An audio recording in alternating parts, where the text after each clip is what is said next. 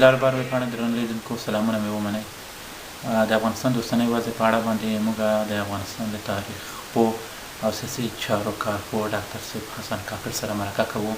او په پیل کې به ترې مننه وکړو چې زموږ سره مرکې ته حاضر شو. ډېر تشکر، ډېر مننه تاسو نه چې ماته د دې موقع راکړو. دا مهرباني وکړئ. ډاکټر صاحب که دا راته ووایئ چې افغانستان اوس د کوم تاریخي پړاوونه تېرېږي؟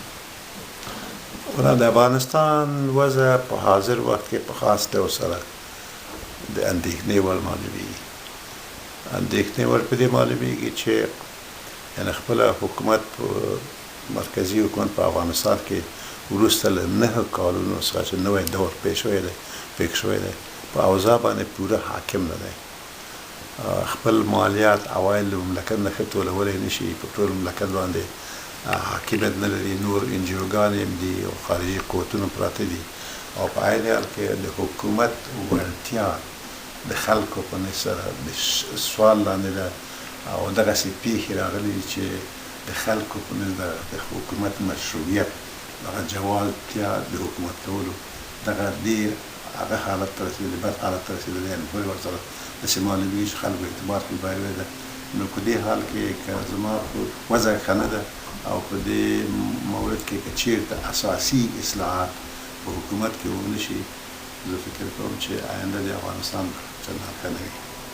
افغانستان به مخکې تر دې د تاریخ په اوږدو کې تر دې د بدو شرایطو سره مخ شوی وي یا به دې ته ورته شرایطو سره مخ شوی وي. هغه تاریخ ته یې په کتو سره هغه وخت څنګه د دې شرایطو نه راوتلی اوس څه کول پکار دي ورته؟ دا خو درسته چې افغانستان د موقعیت په لحاظ سره دغسې ځای کې واقع و او دی چې یعنې دا د نړۍ فاتحان هم دغې لارې نه یا هندوستان تللي ده، اسیا مرکز تللي نور راغلي دي او دا شرایط شاوخوا نور مملکتونه هم یو وخت قوي وو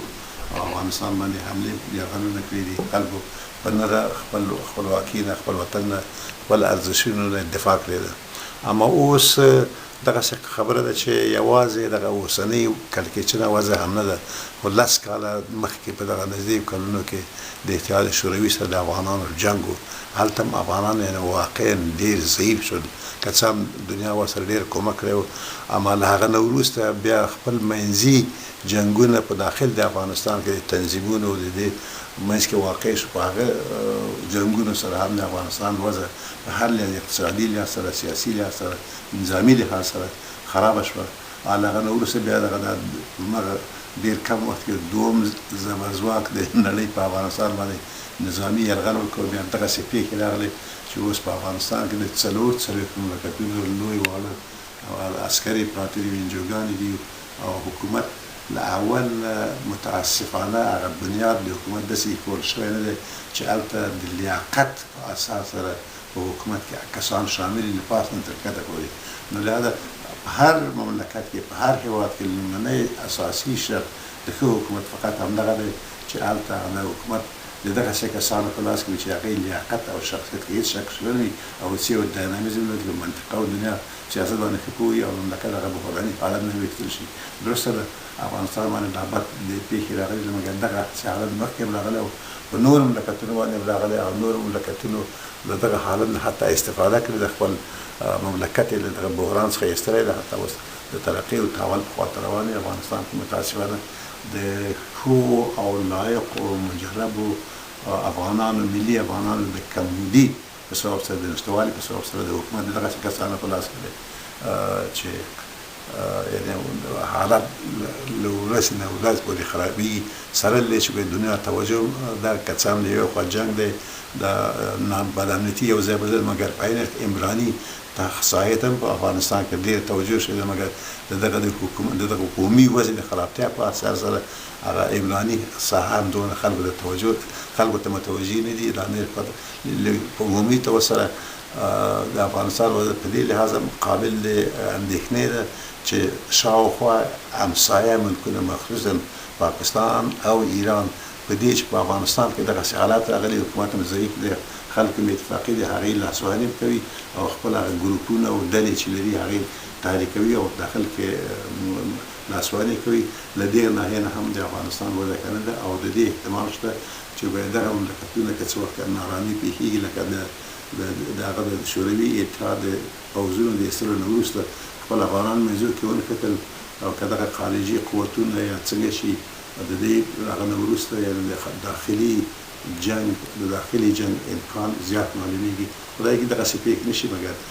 په عمومي ډول سره وضع دغسې ده چې د اندېښنې وړ ده. خو ډاکټر صاحب د دې وضع د ښه توب لپاره څه کول پکار دي چې اوس وخت کې ورته وشي؟ دا خو نو دا یو ډېره ګټه اساسي موضوع ده مګر هر څه چې کېږي چې حکومت کې د لوړ چارواکو کې مخصوصا یعنې هغې هلته قوي چارواکي نه وي او یو معین پلان په دغسې حالاتو کې چې په افغانستان کې څلوېښت مملکتونه یې هغه د لښکرې پرتې دي او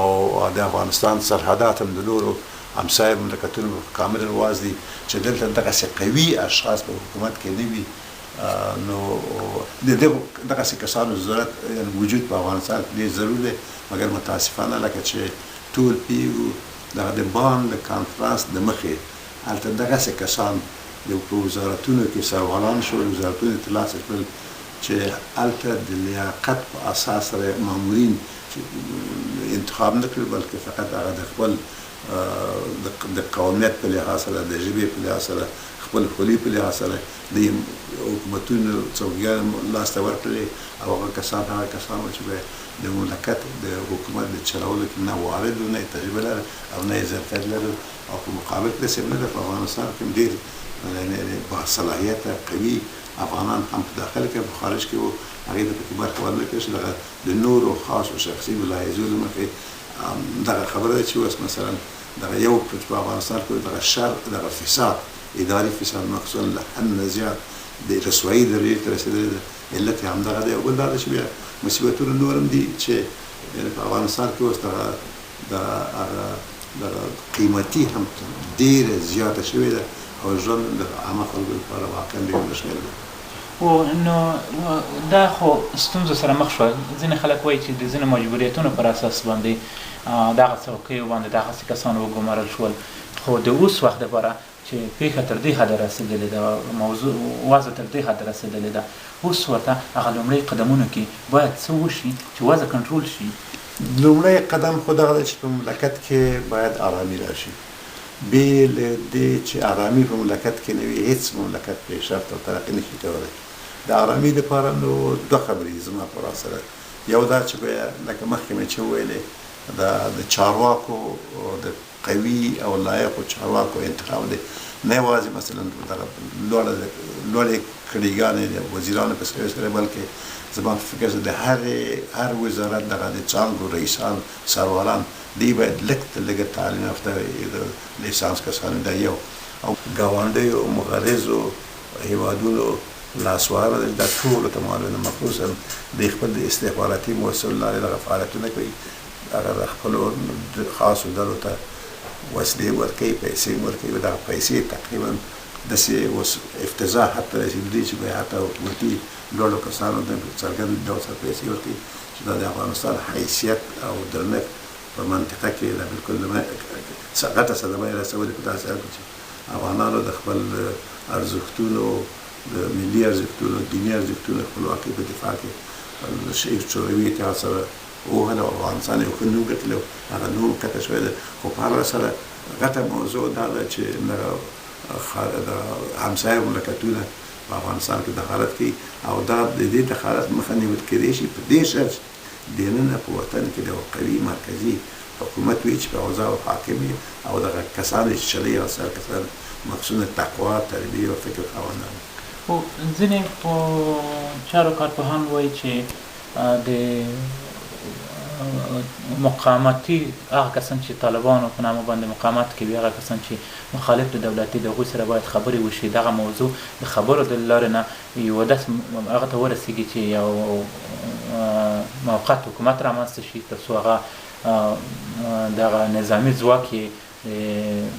مخالفینو په ګډو باندې وي او وروسته د هغې نه بیا وضع ته کتو سره حالات بدل شي. یعنې دا موضوع همدغه د سولې تامینول، د آرامي تامینول او د جنګ ختمول دي. له طالبانو سره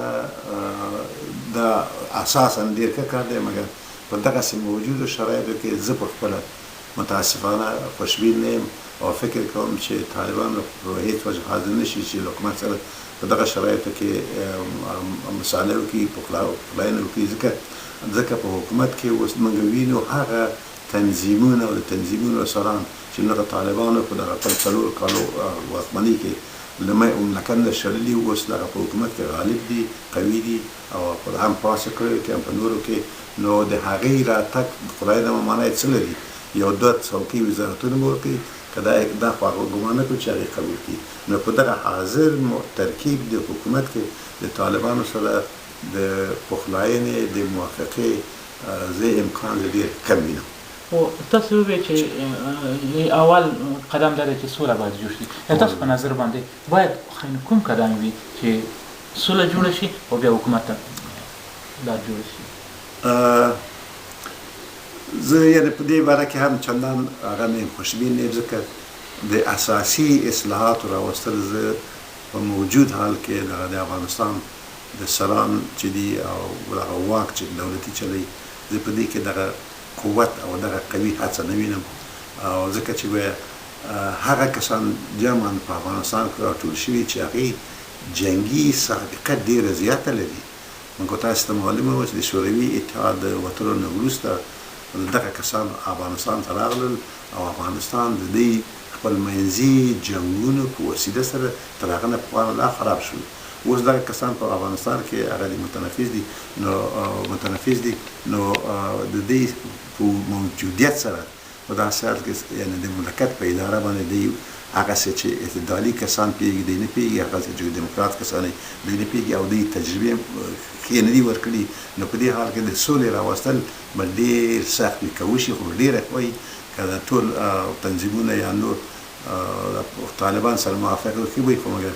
د دغه سابقې ده چې موږ وینو امکان یې ماته کول معلومېږي. تاسو بیا ځینې خلک وایي چې بهرني حکومتونه باید په دې کې مداخله وکړي. هغه چې لوی قدرتونه دي په افغانستان کې، مثلا د بهرني ځواکونه دي، هغوی باید د سولې په اړه باندې رښتیني واوسي. ولې دوی وایي چې هغه هم رښتیني نه دي، د یوه طرفه د سولې روغې جوړې خبرې کوي، د بل طرفه جګړې ته شدت ورکوي.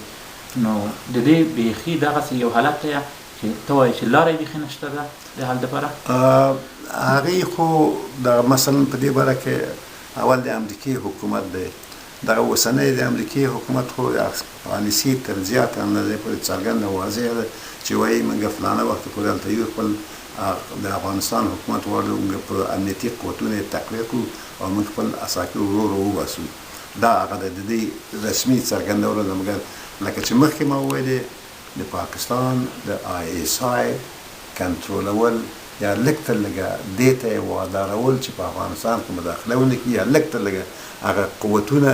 چې په افغانستان کې نارامي خلق کوي هغې سره مرسته او کومک ونه کړي. زه په دغه برخه کې متاسفانه چې د خارجي قوتونو حتی د امریکې مقاماتو د حکومت